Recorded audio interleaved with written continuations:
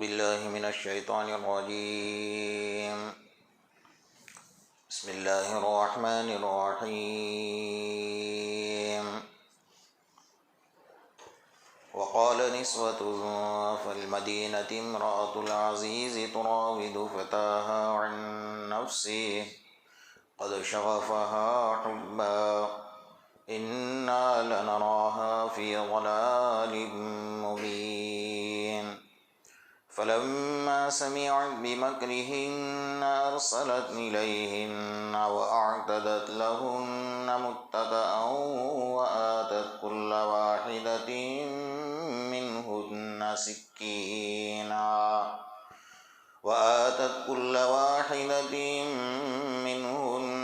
سكينا وقالت اخرج عليهن فلما رأينه أكبرنه وقطعن أيديهن وقلن حاش لله ما هذا بشرا إن هذا إلا ملك كريم صدق اللہ المولانا العظیم۔ گزشتہ کل اور اس سے پہلے آپ حضرات کے سامنے سورہ یوسف کی 30ویں نمبر کی آیت کے اس جز پر بات چل رہی تھی، قد شغفها حبا،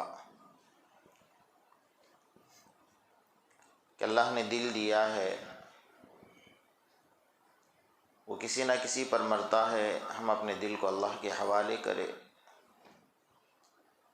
جب بندہ ایک قدم چل کر اللہ کی طرف جاتا ہے تو اس کی رحمت 10 قدم سے اس کا استقبال کرتی ہے۔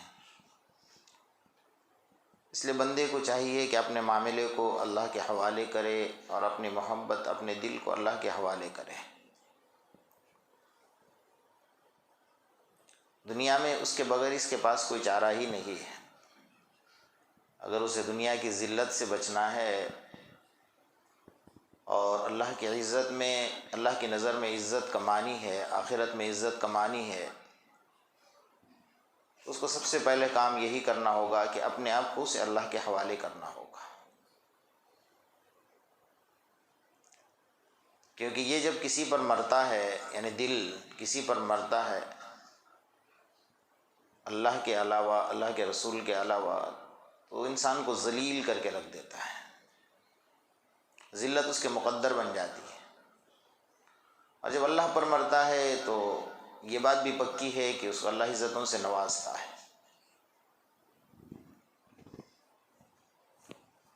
جب اپنے آپ کو اللہ کے حوالے کرے گا، اس دل کو اللہ کے حوالے کرے گا، تو اللہ تبارک و تعالیٰ دنیا کے دلوں پر اس کی حکومت فرمائے گا۔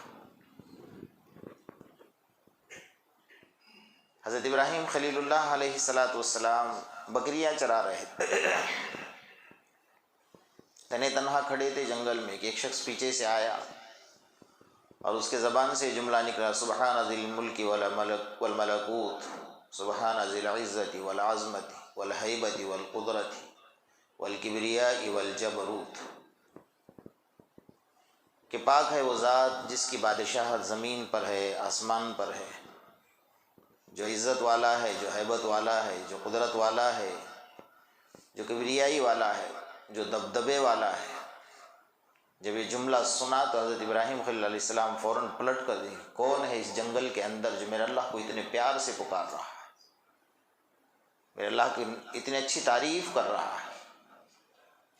ہم کبھی کبھی ترجمے پر بھی غور کیا کریں، پرندوں کی طرح رٹنا الگ چیز ہے اور ترجمے پر غور کر کے پڑھنا الگ چیز ہوتی ہے۔ جب ترجمے پر غور کرو گے نا تو پڑھنے میں لذتیں آئے گی، مزہ آئے گا۔ اب ٹھیک ہے، تراویح کی تسبیح ہے 4 رکعت کے بعد، رٹ لیا، پڑھ لیا، چھوڑ دیا، اس پر اللہ کی کبریائی کیا بیان کی جا رہی ہے، اللہ تبارک و تعالیٰ کی کیا تعریف بیان کی جا رہی ہے، اس کو اپنے ذہن میں بٹھا لو۔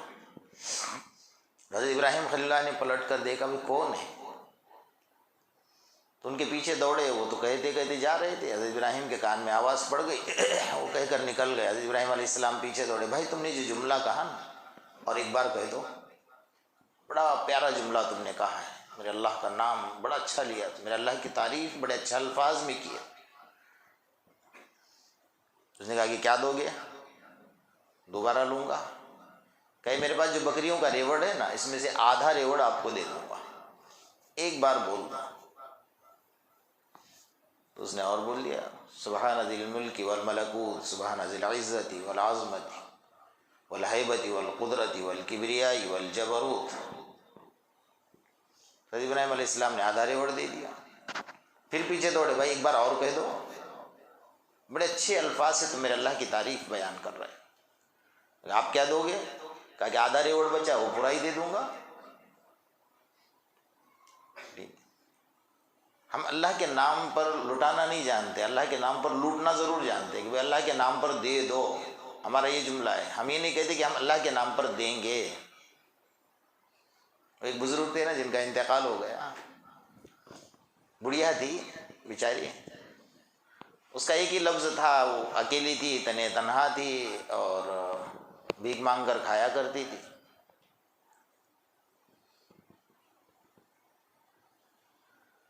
وہ جہاں بھی بھیک مانگنے جاتی تھی تو لوگ کہتے کہ اللہ دے گا، اللہ سے مانگ جا، اللہ دے گا، اللہ سے مانگ۔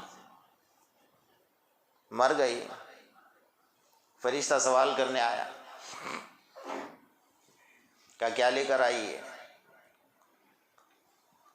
کسی نے خواب میں دیکھا کہ فرشتہ سوال کر رہا ہے تو فرشتے کو یہ جواب دے رہی کہ بھائی ساری زندگی تمہیں یہ سنتے آئی کہ اللہ دے گا، اب یہاں آئی ہوں تو اب آپ مجھ سے سوال کر رہے ہو، یہ امید پر ہی تو آئی تو کہ اللہ دے گا۔ دنیا میں تو سب یہی سنتے رہے کہ اللہ دے گا، اللہ دے گا، اللہ دے گا۔ آپ تو اللہ کے پاس آ گئی ہو، آپ تو اللہ سے لینا ہے، مجھ سے کیوں سوال کر رہے ہو کہ کیا لے کر آئی ہو؟ کبھی کوئی بھیک مانگنے والے کا سوال بھی عجیب ہوتا ہے۔ اس نے فرشتوں کو شرمندہ کر دیا۔ امید لے کر آئی ہو کہ اللہ دے گا، ہاں اللہ تو دے گا، ضرور دے گا۔ فرشتہ گیا، اللہ سے کہتا کہ اللہ یہ تو سوال کر رہی ہے کہ ہم نے سوال کیا تو جواب میں کہتی کہ اللہ دے گا، ہاں اس بندی کو کہہ دو کہ میں ہی دوں گا، اور میں نے دے دیا، تجھے جنت دے دیا۔ تیرے ایک جملے کے اوپر کہ تو امید لے کر آئی تھی کہ اللہ دے گا، تو میں ہی دینے والا ہوں، عطا کرنے والی ذات اللہ ہی کی ہے نا، اور کون ہے؟ وہ دو بار تو اس نے کہا کہ بھئی سبحان ذی الملک والملکوت، سبحان ذی العزت والعظمت والقدرت والکبریاء والجبروت۔ حضرت ابراہیم خلیل اللہ نے بکریوں کا ریوڑ تو دے دیا سارا کے سارا، پھر دوڑے کہ بھائی ایک بار اور کہہ دے، بھائی آپ کے پاس ہے کیا ابھی دینے کے لیے؟ کچھ بھی تو ہے نہیں، آپ کیا دو گے؟ کہا ساری زندگی تیری نوکری کروں گا اور بکریاں چراؤں گا۔ اللہ اکبر، یہ میرے اللہ کی محبت ہے۔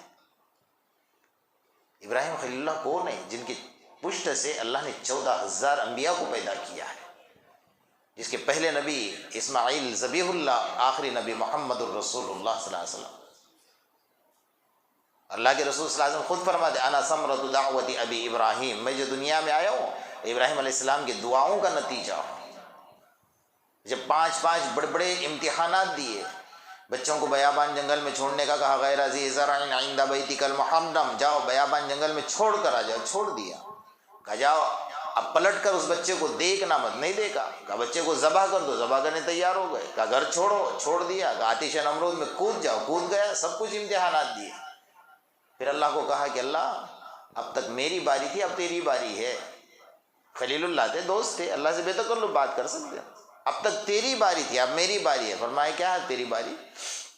کہا تو نے جو امتحان لیا نا مجھ سے، میں نے ہر امتحان میں الحمدللہ تیرے حکم سے، تیرے توفیق سے 100 نمبر حاصل کیے، کہیں کمی نہیں رکھی ہے۔ وَفَدَيْنَاهُ بِذِبْحٍ عَظِيمٍ، فرمایا خطرناک، سب سے اللہ نے خود عظیم کہا نا کہ بڑا سے بڑا امتحان تھا کہ بچے کے گلے پر چھری پھیر دینا۔ کہا تو نے وہ بھی کام کر لیا ہے۔ کہا اللہ اب مجھے امتحان دیتے پتہ چلا ہے، اب جو چیز میں تجھ سے انعام میں مانگ رہا ہوں نا وہ تجھے دیتے پتہ چلے گا، کیونکہ وہ تیرے خزانے میں ایک ہی ہے، دوسرا ہے ہی نہیں، نہ تو نے اسے پیدا کیا نہ قیامت تک پیدا کرنے والا۔ کہو کیا ہے؟ ربنا وبعث فیہم رسولا منہم یتلو علیہم آیاتک ویعلمہم الکتاب والحکمہ ویزکیہم۔ فرمایا یہ جو مکھڑا ہے نا، یہ جو چہرہ ہے، یعنی محمد الرسول اللہ صلی اللہ علیہ وسلم، تیرے خزانے میں ایک ہی چہرہ ایسا ہے جو تو نے آج تک پیدا نہیں کیا اور اس کے بعد کرنے بھی والا نہیں، وہ چیز اس نتیجے میں مانگ رہا ہوں۔ اللہ نے دیا۔ کہ ابراہیم تم نے تو میرے خزانے کو لوٹ لیا، کہ ایسا نبی ہمارے اندر بھیج دے یتلو علیہم آیاتک، جو تیری آیات کو پڑھ کر ہمیں سنائے، ویزکیہم، ہمارا تزکیہ کرے۔ تو اللہ کے رسول صلی اللہ علیہ وسلم کو یعنی یہ سب جب امتحانات دینے کے بعد اللہ سے مانگا، دے دی۔ تو وہ جو آواز لگا رہا تھا نا، سبحان ذی الملک والملکوت، سبحان ذی العزت والعظمت والہیبت والقدرت والکبریاء والجبروت، تو اس نے کہا کہ اب تم نے مجھے بکریاں بھی دے دی اور تم نوکری کے لیے تیار بھی ہو گئے کہ ساری زندگی میری بکریاں چراؤ گے۔ فرمایا ابراہیم مبارک ہو، مجھے تمہاری بکریوں کی ضرورت نہیں ہے، میں فرشتہ ہوں۔ اللہ نے مجھے کہا تھا جا میرے ابراہیم کو پوچھ لے میرے نام کا دام کیا لگاتا ہے۔ اللہ اکبر، میرے نام کی قیمت کیا لگاتا ہے؟ کیا قیمت لگائی؟ ہم لگا سکتے ہیں؟ ہم نہیں لگا سکتے، ہم ان کی جوتیوں کے دھول تک بھی نہیں پہنچ سکتے۔ اس کا نام ہے محبت۔ اللہ سے محبت بغیر مانگے ملتی نہیں ہے۔ قربانیاں تو بہت دور کی بات ہے، ہم کہاں سے قربانی دیں گے؟ ہم فجر کی اذان ہمارے کانوں سے ٹکراتی ہے، گونجتی ہے کانوں میں، لیکن بستر ہم سے چھوٹتا نہیں، تو ہم کیا قربانی دیں گے؟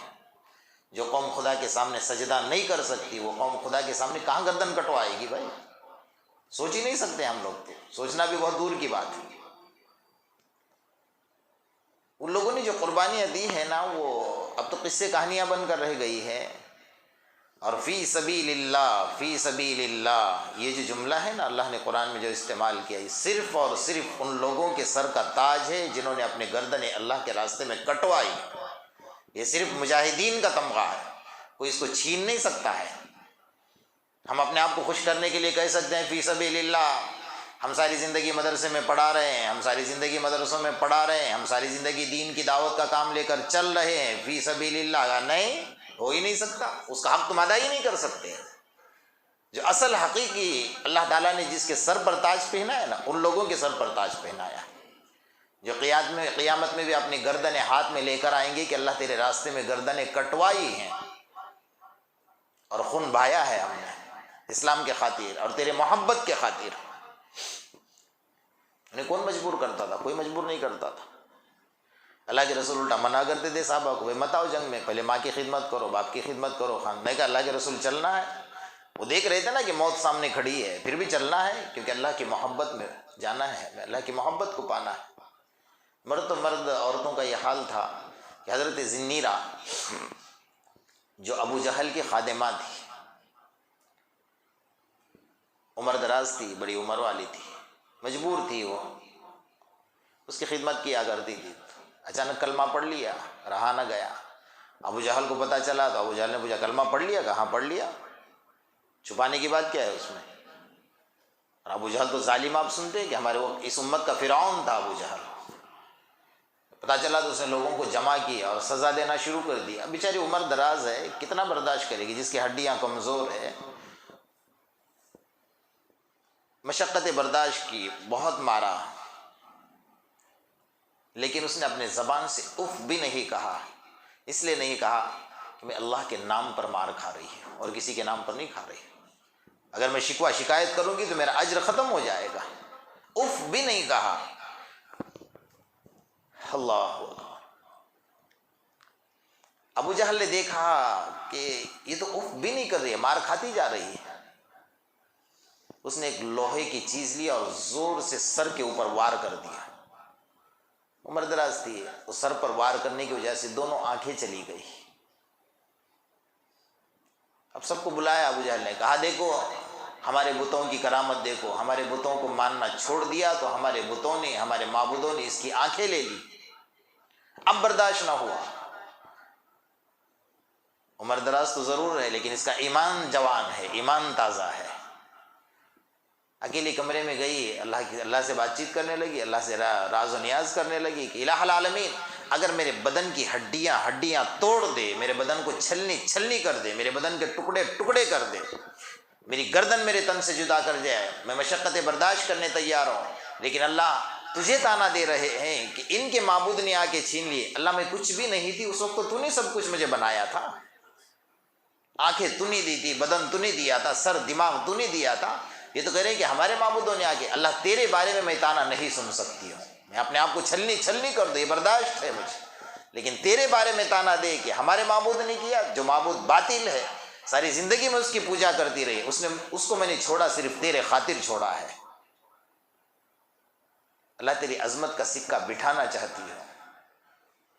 اے میرے اللہ، جب ماں کے پیٹ کے اندر تھی تو نے مجھے ناپاک قطرے سے پیدا کیا تھا، اس میں آنکھیں نہیں تھی، تو نے آنکھیں دی تھی مجھے، ابھی بھی آنکھیں گئی ہیں تو نے لی ہیں، مجھے یقین ہے تیری ذات کے اوپر، جب تو لے سکتا ہے تو دوبارہ مجھے دے بھی سکتا ہے۔ بس یہ دعائیں کر رہی تھی اکیلے اکیلے میں، بس وہ آنکھوں سے اس کے پانی ٹپک رہا تھا، آنکھوں کی بینائی تو چلی گئی تھی، بس وہ آنکھوں کا پانی لیا اور لے کر اپنے چہرے پر مسئلہ، قسم خدا کی ابھی چہرے سے ہاتھ جدا نہیں کیا تھا، اللہ نے دونوں آنکھوں کی بینائی عطا فرما دی۔ یہ محبت تھی میرے اللہ سے۔ ہم اس پانی کی قدر نہیں کرتے ہیں۔ ہم جب اللہ کے سامنے روتے ہیں، گڑ گڑاتے ہیں، ہمارے آنکھوں سے جو آنسو نکلتے ہیں اس کی بہت قیمت ہے، بہت قیمت ہے۔ جب فرشتہ آپ کے سامنے کھڑا ہوتا ہے، جب آپ روتے ہو نا اللہ کے سامنے، اللہ کی محبت میں، تو فرشتہ یوں کھڑا رہتا، بہت ادب کے ساتھ آپ کے گناہ گار آنسو لیتا ہے ہاتھ میں۔ گناہ گار آنسو ہے نا، ہم یہ تو نہیں کہہ سکتے کہ ہمارے بہت نیک آنسو ہیں، گناہ گار آنسو وہ ہاتھ میں لیتا ہے، بڑے محبت سے لیتا ہے، اور یوں نہیں کہ یوں کیا اور یوں کر کے چلا، نہیں، حدیث میں فرمایا اسی طرح اس کے ہاتھ میں ہوتے، وہ ہاتھ کو نیچے بھی نہیں کرتا، ادب کے ساتھ اسی طرح آسمان پر جاتا ہے۔ پہلے آسمان پر کہتا کھولو دروازہ، کہا کون؟ کہا فرشتہ ہوں، کیا لے کر آئے ہو؟ اب اس کے الفاظ سنیے، فرمایا وہ چیز لے کر آیا ہوں جو جنت میں نہیں ملتی ہے۔ اللہ اکبر! جنت میں کیا نہیں ملتا ہے بھائی؟ سب کچھ تو ہے۔ جنت میں رونا نہیں ہے، اس لیے آنسو ہی نہیں ہے۔ وہ چیز لے کر آئے ہوں جو جنت میں نہیں ملتی ہے۔ دروازہ کھولا، استقبال ہوا، ساتوں آسمان کے دروازے کھلتے ہیں، پھر اللہ کے پاس، اللہ بولے کیا لے کر آیا؟ اللہ بھی جانتا ہے سب کچھ، کیا لے کر آئے ہے؟ کہا تیرے بندے کے آنسو لے کر آیا ہوں۔ کہا جاؤ جہنم میں ڈال دو، کیونکہ جہنم کی آگ بجھانے کی طاقت نہ آب زمزم میں ہے، نہ آب کوثر میں ہے، وہ انسان کے آنکھوں کے آنسوں میں ہے جو اللہ نے رکھی۔ ہم اس کی قدر کریں۔ حضرت اورنگزیب رحمۃ اللہ علیہ نے اپنی کتاب میں لکھا ہے کہ ان کے خادم نے ان سے پوچھا، ان کا معمول تھا جب وہ اللہ کے سامنے روتے تھے تہجد میں تو یہ اس طریقے سے ہاتھ رکھتے تھے، ان کے آنسو داڑھی سے نکل کر جب گرتے تھے نا تو نیچے نہیں گرنے دیتے، اپنے ہاتھ میں رکھتے تھے، پورے جمع کر کے چہرے پر لگایا کرتے، اس کے بعد چہرہ دھوتے نہیں تھے، جب تک وضو رہتا تھا دھوتے نہیں تھے۔ تو خادم نے پوچھا کہ اللہ والے، آپ چہرے کے اوپر آنسو لگاتے ہیں، اس کی حکمت کیا ہے، مصلحت کیا ہے؟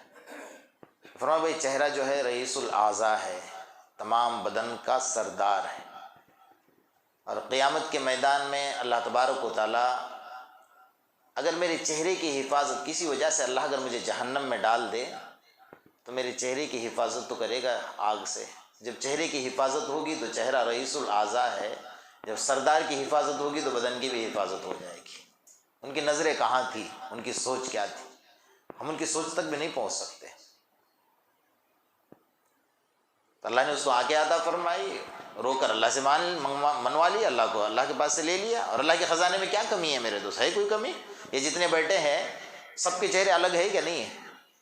حضرت آدم سے لے کر آج تک دنیا میں جتنے چہرے ہیں، ایک گھر میں اگر 10 بچے ہیں، 20 لوگ ایک گھر میں بس رہے، 20 کے چہرے الگ الگ ہیں۔ میرے اللہ کے خزانے میں کیا کمی ہے؟ کتنی تصویریں ہوں گی اللہ کے خزانے میں جی، اور قیامت تک جتنے آئیں گے سب کے چہرے الگ الگ الگ الگ اللہ تبارک و تعالیٰ نے بنائے ہیں، تو اس کے خزانے میں کوئی کمی ہے ہی نہیں، بس مانگنے کی ضرورت ہے اور یقین کے ساتھ مانگنے کی ضرورت ہے۔ اللہ تبارک و تعالیٰ دے گا، کیوں نہیں دے گا؟ اللہ تبارک و تعالیٰ اس کی دعا کو قبول کیا، جب آنکھیں عطا فرمائی تو بڑی خوش ہو گئی، اس کا ایمان اور تازہ ہو گیا کہ دیکھ میرے اللہ نے مجھے آنکھ عطا فرمائی۔ تو تانے دے رہا تھا کہ میرے معبود نے آنکھ لے لی، تیرے معبود کی خود کی آنکھ نہیں تو وہ کہاں سے لے گا کسی کی، اور دے گا کہاں کسی کو جی؟ اللہ ہماری حفاظت فرمائے۔ ہم تو منٹوں میں ایمان کے سودے کر لیتے ہیں، جدھر بوجھا ادھر سو جا، ویسا حساب ہے ہمارا، جہاں چمتکار وہاں نمسکار، جھک گئے ہم جی۔ ہاں بھائی ادھر وزن ہے تو ادھر چلے گئے، ادھر وزن ہے، جیسے ہوا کا جھونکا ہے تو چلے گئے، اسی میں تو آگ کے حوالے ہوتے ہو۔ ایک اللہ والے جا رہے تھے راستے سے، درخت کے نیچے سو گئے، آواز آئی کن مثلی، میرے جیسے بن جاؤ۔ اللہ میں اکیلا درخت کے نیچے سویا، کوئی انسان تو نہیں ہے، کوئی درخت کے اوپر کوئی بیٹھا تو نہیں ہے، کن مثلی کہ میرے جیسے بن جاؤ، یہ کیا کہہ رہا ہے میرے جیسے بن جاؤ؟ دیکھا تو درخت کے اندر سے آواز آ رہی ہے، تو انہوں نے کہا کہ بھائی تو کہاں میں کہاں، میں انسان تو درخت، میں تیرے جیسا کیسے بنوں گا؟ ہاں میرے جیسے بن جاؤ، کہ لوگ مجھے پتھر پھینکتے ہیں میں انہیں پھل دیتا ہوں، میرے جیسے بن جاؤ۔ اللہ والوں کی نظر بڑی اونچی ہوتی ہے، تو ہم تو اس کو درخت کی پوجا کرنے لگ جائے نا، اس کا طواف کرنے لگ جاؤ، ہمارا ایمان ایسا ہے۔ ان کی نظر اللہ کی ذات پر ہوتی ہے۔ میں نے کہا جب تو اتنا اچھا ہے کہ تجھے لوگ پتھر پھینکتے ہیں تو پھل دیتا ہے، تو کچھ نہ کچھ تیرے اندر کمی تو ہے کہ اللہ نے تجھے جو ہے آگ کی غذا کیوں بنایا؟ جب تو اتنا اچھا ہے تو تجھے درجہ تو اونچا ہونا چاہیے، تجھے آگ کی غذا کیوں بنایا اللہ تعالیٰ نے؟ ہاں کہا میرے اندر ایک خامی ہے، ایک کمی ہے۔ کہا کیا؟ کہ جو ہوا کا جھونکا جیسے آتا ہے اس طرف میں مائل ہوتا ہوں، جدھر ہوا گئی ادھر میں گیا، وہ میرے اندر کمی ہے، تو وہ کمی کی وجہ سے اللہ نے مجھے آگ کی غذا بنایا ہے۔ ہمارے اندر کیا کمی ہے؟ ہمارے اندر سب سے بڑی کمی یہ ہے کہ طاقت ادھر ہے، قوت ادھر ہے، حکومت ادھر ہے، سلطنت ادھر ہے، بادشاہت ادھر ہے، سپر پاور طاقت کے جھوٹے دعوے ادھر ہے۔ ہم نے طاقت کو وہاں سمجھا ہے،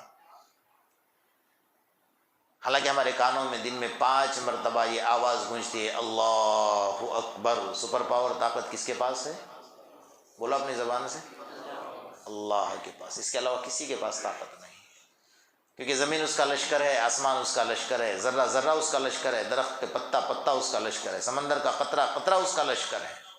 ہمیں محبت اس سے کرنی چاہیے جس کے پاس سپر پاور طاقت ہے۔ کوئی کہہ ہی نہیں سکتا کہ دنیا کے اندر سپر پاور طاقت اس کے پاس ہے۔ قسم خدا کی اگر چاروں طرف سے تم توپوں کے بیچ میں ہو، نیزوں کے دہانے پر کھڑے ہو، اور تم اکیلے تنے تنہا، اس وقت میں اگر تمہارے دل میں 1 سیکنڈ کے لیے یہ خیال آ رہا ہے نا کہ اس کے پاس طاقت ہے، وہ کافر ہے، مسلمان ہو ہی نہیں سکتا ہے، کیونکہ سپر پاور طاقت میرے اللہ کے پاس ہے۔ آگ اس کی محتاج ہے، پانی اس کا محتاج ہے، سب کچھ اس کا محتاج ہے۔ تو حضرت ابراہیم خلیل اللہ مانگ کر نکل گیا، فرشتہ تو بول کر نکل گیا، لیکن اسی محبت نے مجبور کر دیا تھا آتش نمرود میں کودنے کے لیے۔ کون تھا جس کو سب سے پہلے انبیاء کی جماعت میں برہنہ اور اوریانہ کیا گیا، لباس اتارا گیا، جبرائیل نے آ کر جنت کا لباس پہنایا، اور 40 دن تک آگ میں بیٹھے رہے۔ اب مدد کے لیے فرشتے آ رہے ہیں، کوئی بارش کا برسانے والا آتا ہے کہ آپ کہو ابھی بارش برسا کر آگ کو ختم کر دو، دوسرا فرشتہ آتا ہے آپ کہو میرے اندر اتنی طاقت ہے کہ اس قوم کو تباہ برباد کر دو، تیسرا فرشتہ آتا ہے کہتا ابھی آپ حکم دو اس کو آسمان تک اٹھاؤں اور پٹک دوں ان لوگوں کو۔ سب آئے اور آ کر کہنے لگے سب کچھ سنیے، اور حضرت خلیل اللہ نے کیا جواب دیا؟ ذرا یہ بتاؤ کہ تم کہاں سے آئے ہو؟ میں اللہ کے پاس سے آیا، اور جہاں سے آئے وہ خدا مجھے دیکھ رہا ہے نا۔ اصل محبت یہ ہوتی ہے، ہمارے اوپر کچھ بھی آفت آئے اور کوئی بھی مدد کے لیے آئے، ہمیں سب سے پہلے مدد کس سے مانگنی چاہیے؟ اللہ سے۔ ایمان ہوتا ہے، یہ محبت ہوتی ہے۔ حضرت ابراہیم نے اتنا ہی جملہ کہا کہ آج معاملہ خلیل اور جلیل کا ہے۔ کس کا ہے؟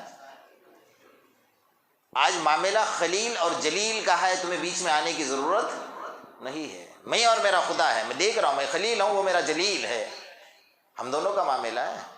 کوئی فرشتوں کی مدد ٹھکرانا کی ہنسی کھیل کی بات تو نہیں ہے نا کسی کے پاس۔ ایسے وقت میں آ کر اللہ تعالیٰ نے وہ نعمت عطا فرمائی کہ حضرت ابراہیم خلیل اللہ 40 دن تک آگ میں بیٹھے رہے، اور یہ تو سوچے کہ جل کر خاک ہو گئے، اس کی ہڈی کا تو بھوسا بھوسا ہو گیا، اس کی ہڈیاں بھی نہیں ملے گی۔ تو دیکھ رہے تھے تو ماشاءاللہ سکون اور اطمینان اور راحت کے ساتھ 40 دن کے بعد آگ بجھی اور باہر نکل آئے۔ تو کہا ابراہیم تم کہاں؟ لیکن جو سکون مجھے وہاں مل رہا تھا نا، وہ سکون اب باہر نہیں ہے، اس لیے کہ ہر وقت میرا اللہ مجھ سے پوچھ رہا تھا کہ ابراہیم کیسے ہو۔ اس پوچھنے کی جو لذت مجھے تھی نا، وہ آج نہیں مل رہی ہے۔ یہ محبت ہے اللہ تبارک و تعالیٰ۔ اور اللہ تعالیٰ یہ نہیں دیکھتا ہے کہ بہت اچھے اچھے الفاظ چن کر اللہ کو یاد کیا جائے، بہت تجوید کے ساتھ، بہت اللہ کو، اللہ ہی نہیں دیکھتا۔ اللہ کیا دیکھتا ہے؟ اللہ دل کے حال کو دیکھتا ہے کہ میرا بندہ مجھے کیسے پکار رہا ہے، کتنے محبت سے مجھے پکار رہا ہے، کتنے جذبے سے مجھے پکار رہا ہے۔ ہوتا نا ایک چرواہا تھا، بکریوں کو چرا رہا تھا، اور چراتے چراتے کہتا تھا کہ اللہ تو کہاں ہے؟ میں نے سنا ہے تیری بیوی نہیں ہے، میں نے سنا ہے تیرے بچے نہیں ہیں، تو اکیلا ہے۔ کچھ اپنے اکیلے میں دیہاتی ہے، گنوار ہے، بکریوں کا چرواہا ہے، اس کے پاس کہاں ادب کے الفاظ تھے؟ وہ تو اللہ سے محبت سے باتیں کر رہا تھا۔ اللہ تو مجھے بتا تو دے تو کہاں ہے، یا تو میرے پاس آ جا۔ حضرت شیخ سعدی رحمۃ اللہ اپنے کتاب میں لکھ رہے ہیں، علامہ روم رحمۃ اللہ علیہ اپنے کتاب میں لکھ رہے ہیں کہ تو کہاں ہے، میرے پاس آ جا، میں تجھے کھانا پکا کر کھلاؤں گا، میں تیرے سر میں کنگھی کروں گا، میں تیرے کپڑے دھو کر دوں گا، میں تیرے سر میں تیل لگاؤں گا، میں تجھے غسل کراؤں گا۔ حضرت موسیٰ علیہ السلام کا گزر ہوا گئے تو اللہ کی شان میں گستاخی کر رہا ہے۔ وہ تو اپنی جگہ پر تھا، وہ اللہ سے باتیں کر رہا تھا محبت میں۔ میرے اللہ کو بھی پیار آ رہا تھا کہ چلو دیہاتی ہے لیکن بات تو کر رہا ہے مجھ سے، ایک محبت ہے، اس کی محبت کا انداز ہے بات کرنے۔ تو حضرت موسیٰ علیہ السلام نے ایک زور کا تماچا رسید کر دیا، بے شرم کہی کہ اللہ کی شان میں گستاخی کرتا ہے، میرا اللہ غسل کرے گا، میرا اللہ کھانا کھائے گا، میرا اللہ کپڑے پہنے گا۔ اللہ کو پسند نہ آیا، فوراً جبرائیل آئے، کہا یا موسیٰ وصل کردن آمدی، نے فصل کردن آمدی، اے موسیٰ ہم نے تمہیں ہمارے بندوں کو ہم سے جدا کرنے کے لیے نہیں بھیجا ہے، ملانے کے لیے بھیجا ہوا ہے۔ وہ بندے کی اور میری گفتگو چل رہی تھی، وہ تو بڑے پیار اور محبت سے مجھے کہہ رہا تھا، اس کا کہنا مجھے پسند آ گیا۔ کبھی کبھی اللہ کو کسی کی عادت پسند آ جاتی ہے، لیکن الفاظ محبت کے ہو، اللہ کو پکارے، دل سے پکارے۔ اب اکیلے میں بیٹھ کر دیکھیے نا، دعا کرتے جائے۔ حضرت علامہ یونس جونپوری رحمۃ اللہ علیہ، جن کا ابھی انتقال ہوا، ہم سب جانتے ہیں کہ دنیا میں انہیں امیر المؤمنین فی الحدیث کہا تھا۔ وہ بہت چڑھتے تھے اس وقت میں جب وہ تنہائی میں بیٹھتے تھے اور اس وقت کوئی جاتا تھا نا، بہت چڑھتے تھے۔ کہ ان کے بارے میں شاید آپ نے نہیں سنا ہے، ہم نے مدینہ میں ہماری ملاقات ہوئی تھی اور مکہ میں بھی ملاقات ہوئی تھی، وہاں کے ایک بہت بڑے عالم تھے۔ انہوں نے کہا کہ یہ وہ شخص ہے، انہوں نے کعبۃ اللہ میں بیٹھ کر کہا، میں قسم کھا کر کہتا ہوں اللہ، یہ وہ شخص ہے کہ چلتے چلتے ہی اللہ کے رسول سے بات کرتا ہے۔ اللہ اکبر۔ اور وہ جب تنہا بیٹھتے تھے تو بس اللہ سے لو لگاتے تھے، بات چیت چلتی تھی۔ میرے استاد تھے حضرت مولانا شجاع الدین صاحب رحمۃ اللہ علیہ، ابھی حضرت کا بھی انتقال ہوا، ان سے بڑا پیار کرتے تھے۔ وہ بتا رہے تھے کہ میں جب ان کے پاس جاتا تھا مجھ سے بڑی محبت، وہ ساتھی تھے ان کے پڑھائی کے زمانے کے، تو بڑا مجھ سے پیار کرتے تھے، لیکن جب میں بھی جاتا تھا تو میرے اوپر بھی چڑھتے تھے کہ شجاع تو ایسے وقت میں آتا ہے جب میری بات اللہ سے چلتی ہے، اور ہر کسی کو بتاتے بھی نہیں تھے۔ ایسے بندے بھی ہے دنیا کے اندر جو براہ راست اللہ سے بات چیت کرتے ہیں۔ آقا نامدار محمد رسول اللہ صلی اللہ علیہ وسلم سے ان کی بات چیت ہوتی ہے۔ یہ درجہ پانے کے لیے میرے دوست بہت کچھ کھونا پڑتا ہے۔ آپ کو یہ نہیں کہا کہ بیوی بچوں کو کھو دو، دنیا کو کھو دو، کچھ نہیں، لیکن جہاں تم ہو آخرت کے اعتبار سے آگے بڑھو، آگے بڑھنے کی کوششیں کرو۔ اگر آپ 5 وقتہ نماز پڑھ رہے ہیں تو آپ سنتوں کا اہتمام کرو، آپ سنتوں کے ساتھ پڑھ رہے ہیں تو نوافل کا اہتمام کرو، آپ نوافل پڑھ رہے ہو تہجد کا اہتمام کرو، آپ تہجد پڑھ رہے ہو تو پھر اوابین کا اہتمام کرو، اوابین پڑھ رہے ہو تو اشراق کا اہتمام کرو۔ آگے بڑھتے جاؤ، آگے بڑھتے جاؤ، دھیمے دھیمے دھیمے ایک چیز کی مواظبت اور پابندی آپ کی زندگی میں آ گئی کہ آپ کو یقین ہوگا کہ میری تہجد آپ کے بعد نہیں چھوٹے گی، دوسری نفل پکڑ لو۔ آپ قرآن کا 1 پارہ پڑھ رہے ہو تو 3 پارے کر دو، 3 کر رہے ہو تو 5 کر دو، دھیرے دھیرے دھیرے آگے بڑھاتے جاؤ۔ ایک لو لگے گی اللہ تبارک و تعالیٰ کی ذات سے، ایک محبت اللہ۔ اب وہ جو آپ کی روحانی غذا مل رہی ہے نا، اس کے بغیر آپ کو چارہ نہیں ہے۔ آپ نے دیکھا ہوگا جس کو سگریٹ کی عادت ہے، ومل کھانے کی عادت ہے، وہ بیچارہ افطاری کرے گا، سب سے پہلے مسجد میں آنے سے پہلے وہاں سے یہاں تک 1 سگریٹ پھونک دے گا۔ عادت ہے، غذا ہے، کیا کرے گا، اس کے بغیر چلتا نہیں ہے اس کو۔ اسی طرح ہوگا جب اللہ کا ذکر کرو گے، اللہ کی ضربیں اپنے دل پر لگاؤ گے، اس کی لذت جب آئے گی تو اس کے بغیر آپ کو چارہ ہی نہیں ملے گا، اس کے بغیر چلے گا ہی نہیں آپ کو۔ اللہ کرے کہ اس کی محبت ہمارے دلوں میں بس جائے، اور یہی محبت ہے جو موت، قبر، حشر، میزان عدل اور پل صراط پر کام آئے گی، اور جنت میں داخل ہونے تک کام آئے گی۔ اس محبت کی قدر اس وقت ہوگی، آج نہیں ہوگی۔ جب بندہ قبر میں سوئے گا نا تو اللہ کہے گا میرا بندہ آ رہا ہے، اے قبر تیار ہو جا، اپنی گود کو اچھی اور پاکیزہ کر لے، میرے بندے کو سکون سے سلا دے، نم کنوم العروس، ایسا سو جا فرمایا جیسے پہلی رات کی دلہن سکون اور اطمینان سے سوتی ہے، اس کو حکم ہوتا ہے۔ اس دن آپ کو پتہ چلے گا کہ اللہ کی محبت ہے جو مجھے کون کام آنے والا ہے۔ کتنے سے کتنی محبت کرنے والی آپ کی بیوی ہے، آپ کی اولاد ہے کہ آپ کے بغیر ایک منٹ نہیں رہ سکتا ہے، تو قبر میں سوئے گا آپ کے ساتھ آ کر، ہاتھ کی مٹی جھاڑی اور نکل گئے، اب کوئی قبر پر آنے کے لیے تیار بھی نہیں ہوگا، سال سال کوئی پوچھے گا بھی نہیں آپ کو۔ وہاں جو محبت کام آئے گی میرے اللہ کی محبت کام آئے گی۔ تو جو محبت ہمیں ہر جگہ پر کام آنی ہے، ہم اس پر فریفتہ ہو جائے، سو جان سے قربان ہو جائے اور اللہ سے مانگے، تہجد میں مانگو، اللہ سے اکیلے میں مانگو، رو رو کر مانگو کہ اللہ تو اپنی محبت مجھے نصیب فرما دے، تو اللہ تو ضرور عطا فرمائے گا، کیوں نہیں دے گا؟ وہ تو کہتا ہے کہ میرا بندہ مانگ، میں تو دینے تیار ہوں، وہ دے گا انشاءاللہ دے گا۔ ہم مانگے، دل سے مانگے، اخلاص کے ساتھ مانگے، اللہ پاک ہم سب کو عمل کی توفیق نصیب فرمائے۔